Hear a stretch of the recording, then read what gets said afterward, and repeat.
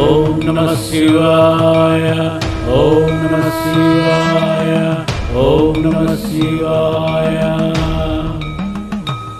మన మోహనవాణికి రామలింగేశ్వరుని ఆశీస్సులతో ఇదే సుస్వాగతం. మోహనవాణి ప్రేక్షకులకు రామలింగేశ్వరుని ఆశీస్సులతో ఇదే ఆహ్వానం. నమో వ్రాతపతయే, నమో గణపతయే, నమః ప్రమథపతయే, నమస్తేస్తు లంబోదరాయైకదంతాయ, విఘ్ననాశినే శివసుతాయ, వరదమూర్తయే నమః. ఈ శ్లోకానికి అర్థాన్ని తెలుసుకుందాం. సమస్త దేవతలకు ప్రమద గణములకు అధిపతివైన ఓ గణేశ, నీకు ప్రణామములు. లంబోదరుడవు, ఏకదంతుడవు, సమస్త విఘ్నములను నాశనము చేయువాడవు, పరమేశ్వరుని కుమారుడవు, భక్తుల కోరికలను తీర్చువాడవు అయిన ఓ వినాయక, నీకు మేము నమస్కరించుచున్నాము. త్రిదళం త్రిగుణాకారం త్రినేత్రం చ త్రియాయుధం, త్రిజన్మ పాప సంహారం, ఏకబిల్వం శివార్పణం. త్రిశాకైః బిల్వపత్రైశ్చ అశ్చిదైః కోమలైః శుభైః, తవ పూజాం కరిష్యామి, ఏకబిల్వం శివార్పణం. సర్వత్రైలోక్యకర్తారం, సర్వత్రైలోక్యపాలనం, సర్వత్రైలోక్యహర్తారం, ఏకబిల్వం శివార్పణం. నాగాదిరాజవలయం, నాగహారేణ భూషితం, నాగకుండల సంయుక్తం, ఏకబిల్వం శివార్పణం. అక్షమాలాధరం రుద్రం, పార్వతీ ప్రియవల్లభం, చంద్రశేఖరమీశానాం, ఏకబిల్వం శివార్పణం. కార్తీక పురాణము 20వ అధ్యాయము. పురంజయుడు దురాచారుడగుట. అందరం కలిసి కార్తీక పురాణం విందాము. జనక మహారాజు చాతుర్మాస్య వ్రత ప్రభావం వినిన పిమ్మట వశిష్ఠునితో, గురువర్య, కార్తీక మాస మహత్యమును ఇంకనూ వినాలనే కోరిక కలుగుచున్నది. ఈ వ్రత మహత్యమును ఇంకనూ ఏమైనా విశేషములున్నవా అని సంశయము కూడా కలుగుచున్నది.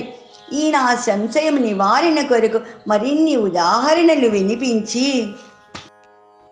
నన్ను కృతార్థునిగా చేయండి అనెను. ఆ మాటలకు వశిష్ఠుల వారు మందహాసముతో, ఓ రాజా, కార్తీక మహత్యము గురించి అగస్త్య మహామునికి, అత్రి మహామునికి జరిగిన ప్రసంగము ఒకటి కలదు, దానిని వివరిస్తాను, ఆలకించు అని ఆ కథా విధానమును ఇట్లా చెప్పసాగారు. పూర్వం ఒకప్పుడు అగస్త్య మహర్షి అత్రి మహర్షిని గాంచి, ఓ అత్రిముని, నీవు విష్ణు అంశమునందు పుట్టినావు. కార్తీక మాస మహత్యము నీకు ఆమూలాగ్రముగా తెలిసి ఉంటుంది కదా, కావున నాకు దానిని వివరింపుము అని కోరాడు. అంత అత్రి మహామునిని, కుంభసంభవా, నీవడిగిన ప్రశ్న వాసుదేవునికి ప్రీతికరమగుటచే ఉత్తమమైనది. కార్తీక మాసముతో సమానమగు మాసము, వేదముతో సమానమగు శాస్త్రము, ఆరోగ్య సంపదకు సాటియగు సంపద లేదు. అటులనే శ్రీమన్నారాయణుని కంటే వేరు దైవము లేదు.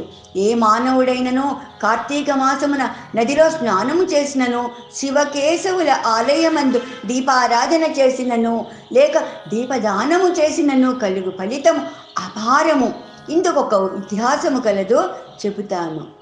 త్రేతాయుగమున పురంజయుడనే సూర్యవంశపు రాజు అయోధ్య నగరాన్ని రాజధానిగా చేసుకొని రాజ్యమేలుతున్నాడు. అతను సమస్త శాస్త్రములు చదివి పట్టాభిషిక్తుడై న్యాయముగా రాజ్య పాలన చేస్తున్నాడు. అట్లుండ కొంతకాలమునకు పురంజయునకు అమిత ధనాస చేతను, రాజ్యాధికార గర్వము చేతను, జ్ఞానహీనుడై దుష్ట బుద్ధి కలవాడై, దయాదాక్షిణ్యాలు లేక దేవ బ్రాహ్మణ మాన్యములు లాగుకొని పరమలోభి అయి చోరులను చేరదీసి వారిచే దొంగతనములు, దోపిడీలు చేయించుచు దొంగలు కొల్లగొట్టుకొచ్చిన ధనములో సగము వాటా తీసుకొనిడివాడు. ఈ వార్త కాంబోజ, టెంకణ, కొంకణ, కళింగాది రాజుల చెవులు పడినది. వారు రహస్య మార్గము వెంట వచ్చి అయోధ్య నగరమును ముట్టడించి యుద్ధమునకు సిద్ధపడ్డారు. అయోధ్య నగరమును ముట్టడించిన సంగతి చారుల వలన తెలుసుకొని పురంజయుడు తాను కూడా సర్వసన్నద్ధుడై ఉన్నాడు. బహిరంగ బల సమేతమైన సైన్యముతో యుద్ధ సన్నద్ధుడై వారిని ఎదుర్కొని భేరి మ్రోగించి సింహనాదము గావించుచు మేఘములు గర్జించినట్లు హుంకరించి శత్రు సైన్యములపై పడెను. 20వ రోజు పారాయణము సమాప్తము. జటాటవీగలజ్జల ప్రవాహ పావితస్థలే గలేవలంబ్య లంబితాంబుజంగ తుంగమాలికాం డమడ్డమడ్డమన్నినాదవడ్డమర్వయం చకార చండ తాండవం తనోతు న శివ శివం జటాకటాహ సంభ్రమ భ్రమన్నిలింప నిచ్చరీ విలోల వీచి వల్లరి విరాజమానమూర్ధని దగద్దగద్దగజ్వలల్లలాట పట్ట పావకే కిశోర చంద్రశేఖర రతి ప్రతిక్షణం మమ ప్రాతస్మరామి పరమేశ్వర వక్త్ర పద్మో పాలాక్షి పరిశోభిత పంచబాణో భస్మ త్రిపుండ్ర రచితం ఫణికుండలాభ్యం కుందేందు చందన సుధారస మందహాసో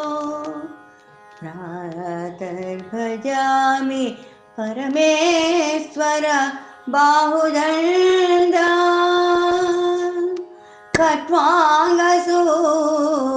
ఖట్వాంగశూలహరిణాని పినాకయుక్తాన్ గౌరీకపోల కుచరజితపత్ర లేఖా సౌవర్ణకంకణ మణిజ్యుతి భాసమానం ప్రాతర్నమామి పరమేశ్వర పాదపద్మో పద్మోద్భవామర మునీంద్ర మనోనివాసం పద్మాక్షనేత్ర సరసీరుహ పూజనీయం పద్మాంకుశ ధ్వజ సరోరుహ లాంఛనాఢ్యం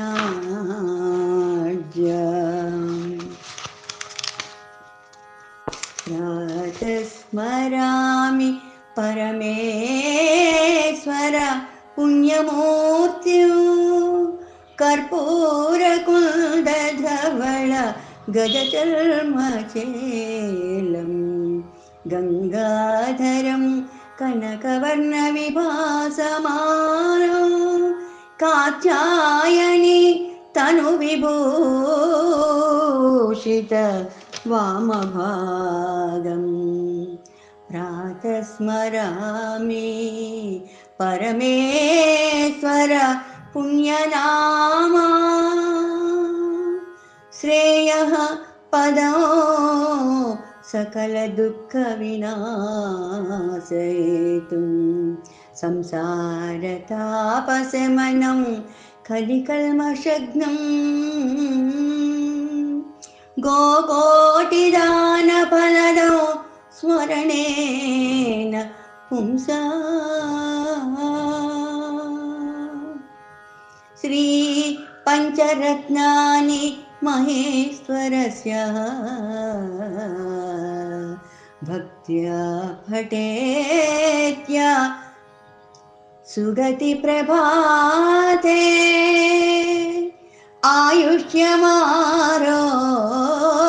ఆయుష్యమారోగ్యమనేక భోగాన్ ప్రాప్నోతి కైవల్యపదో దురాపో